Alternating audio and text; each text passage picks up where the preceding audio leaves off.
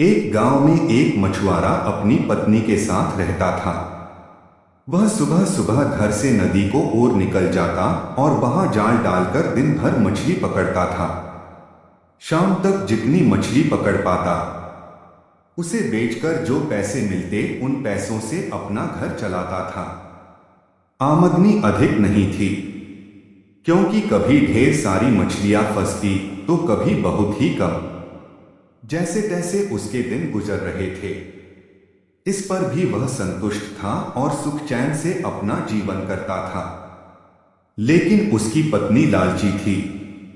चाहे वह कितने ही पैसे घर लेकर आए, वह कभी खुश नहीं होती और उसे उलाहना दिया करती थी। मछुआरा ज्यादा मेहनत कर अधिक से अधिक पैसे कमाकर उसे खुश करने की हर कोशिश करता था, लेकिन कभी उसे खुश नहीं कर पाता था। एक सुबह जब मछुआरा उठा तो उसका शरीर बुखार से तप रहा था, लेकिन पत्नी के डर से वह जाल लेकर नदी चला गया। कुछ देर वह नदी में जाल डाले बैठा रहा, लेकिन एक भी मछली जाल में नहीं फंसी।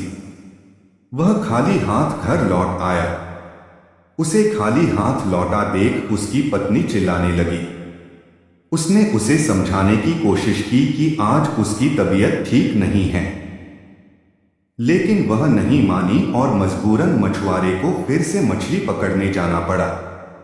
बुखार से तपता हुआ वह नदी में जाल डालकर बैठ गया। बहुत देर तक जाल डाले रहने के बाद भी एक भी मछली जाल में नहीं फंसी। वह निराश होकर लौटने का मन बनाने लगा कि तभी उसे जाल कुछ भारी सा प्रतीत हुआ। वह खुश हो गया कि शायद कोई बड़ी मछली फंस गई है। उसने जल्दी जल्दी जाल खींचा। जाल में एक सुनहरी मछली फंसी हुई थी। मछुआरे ने इतनी सुंदर मछली पहली बार देखी थी। वह उसे हाथ में लेकर निहारने लगा।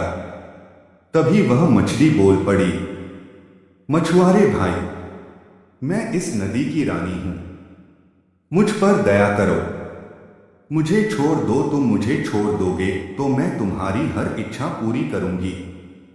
मछुआरे को मछली पर दया आ गई।